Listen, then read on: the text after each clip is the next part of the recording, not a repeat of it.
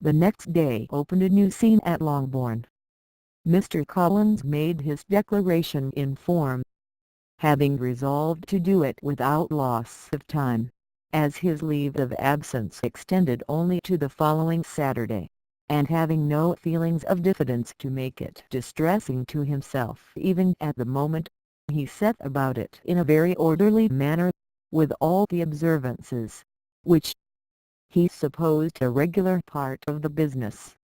On finding Mrs. Bennet, Elizabeth, and one of the younger girls together, soon after breakfast, he addressed the mother in these words: "May I hope, madam, for your interest with your fair daughter Elizabeth, when I solicit for the honour of a private audience with her in the course of this morning?" Before Elizabeth had time for anything but a blush of surprise, Mrs. Bennet answered instantly, "Oh dear!" ! Yes, certainly.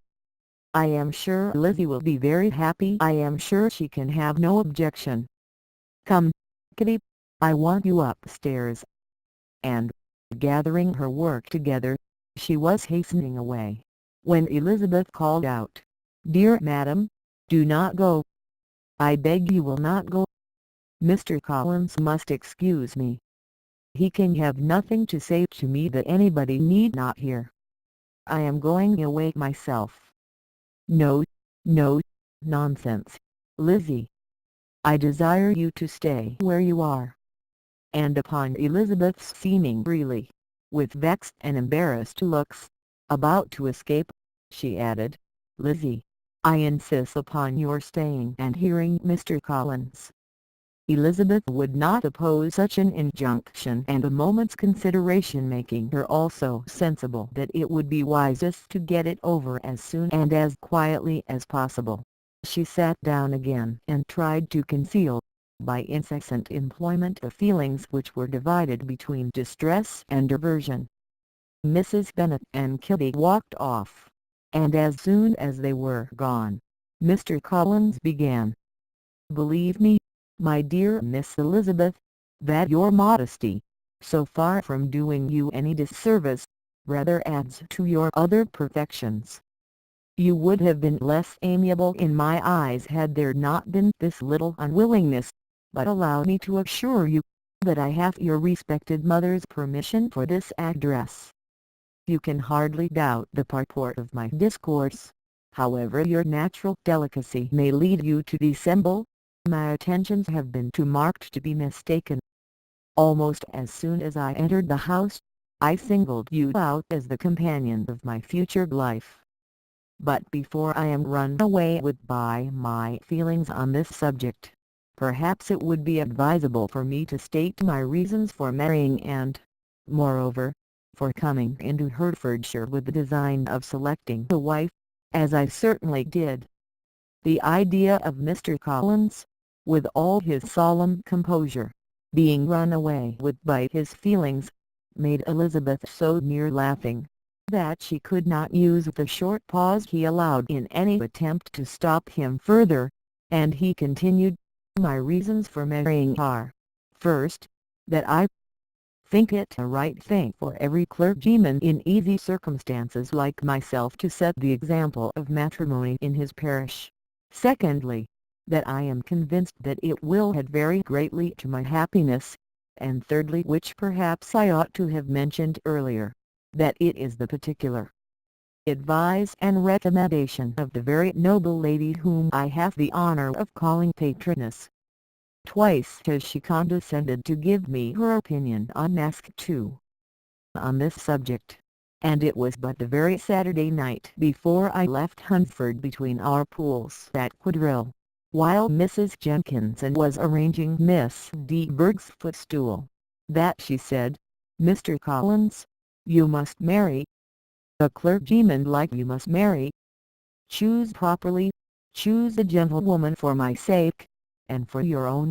Let her be an active, useful sort of person, not brought up high, but able to make a small income go a good way.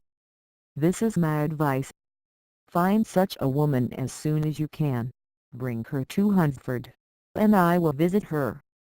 Allow me, by the way, to observe, my fair cousin, that I do not reckon the notice and kindness of Lady Catherine de Bourgh as among the least of the advantages in my power to offer. You will find her manners beyond anything I can describe, and your wit and vivacity, I think, must be acceptable to her, especially when tempered with the silence and respect which her rank will inevitably excite. Thus much for my general intention in favour of matrimony. It remains to be told why my views were directed towards Longbourn instead of my own neighbourhood, where I can assure you there are many amiable young women.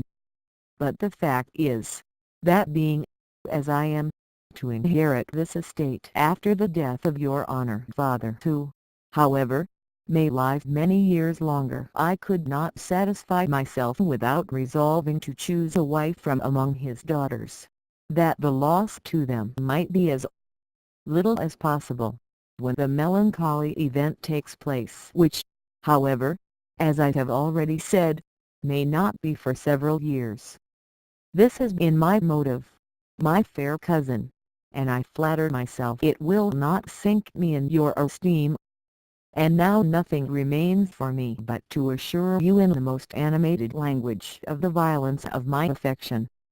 To fortune I am perfectly indifferent, and shall make no demand of that nature on your father, since I am well aware that it could not be complied with, and that £1,000 in the 4%, which will not be yours till after your mother's decease, is all that you may ever be entitled to.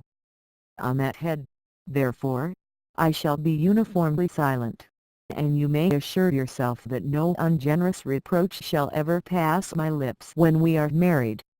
It was absolutely necessary to interrupt him now. "You are too hasty, sir," she cried. "You forget that I have made no answer. Let me do it without further loss of time.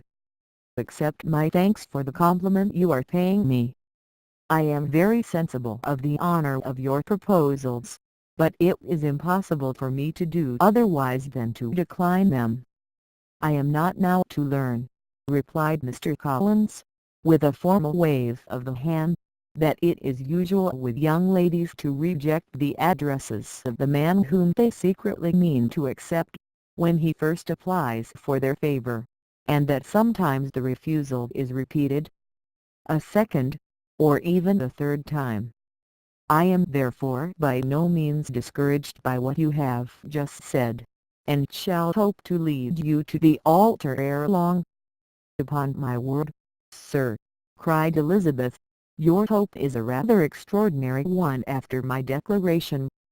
I do assure you that I am not one of those young ladies, if such young ladies there are, who are so daring as to risk their happiness on the chance of being asked a second time. I am perfectly serious in my refusal.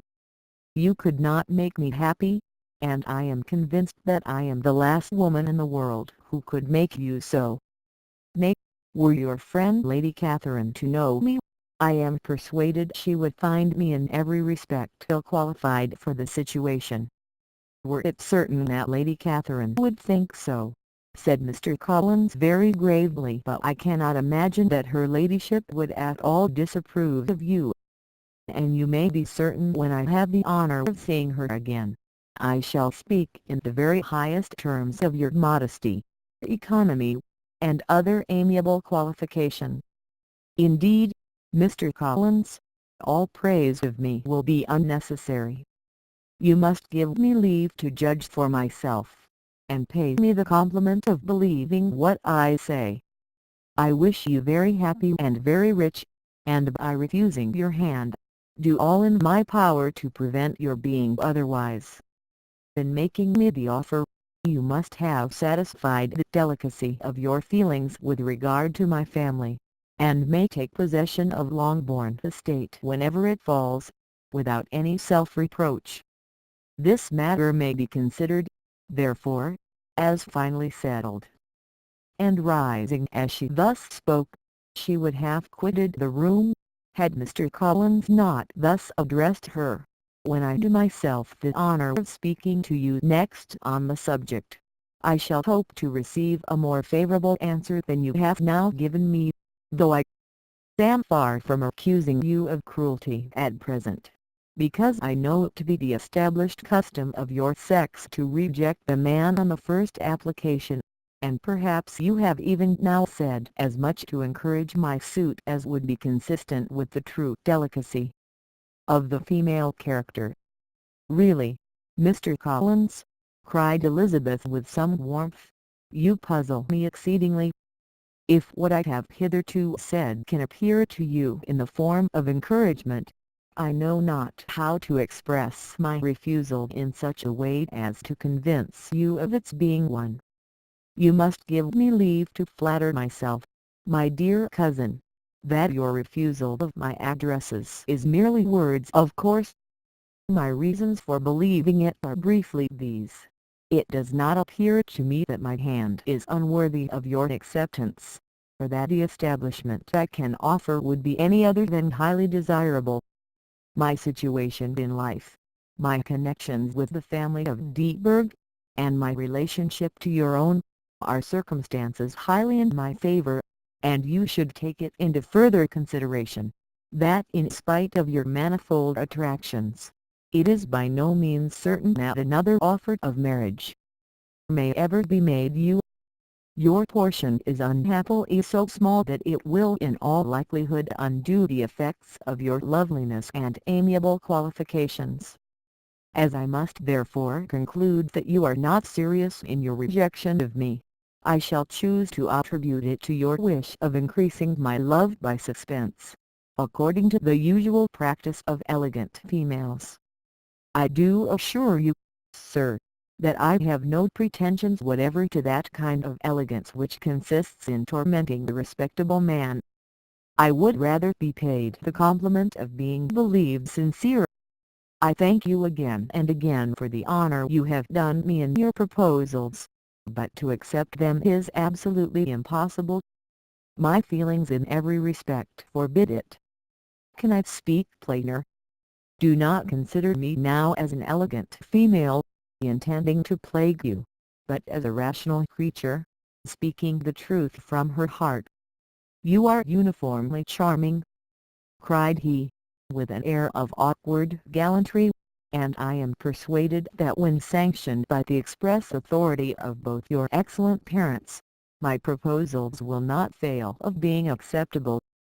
To such perseverance in wilful self-deception Elizabeth would make no reply, and immediately and in silence withdrew, determined, if he persisted in considering her repeated refusals as flattering encouragement, to apply to her father, whose negative might be uttered in such a manner as to be decisive, and whose behaviour, at least, could not be mistaken for the affectation and coquetry of an elegant female.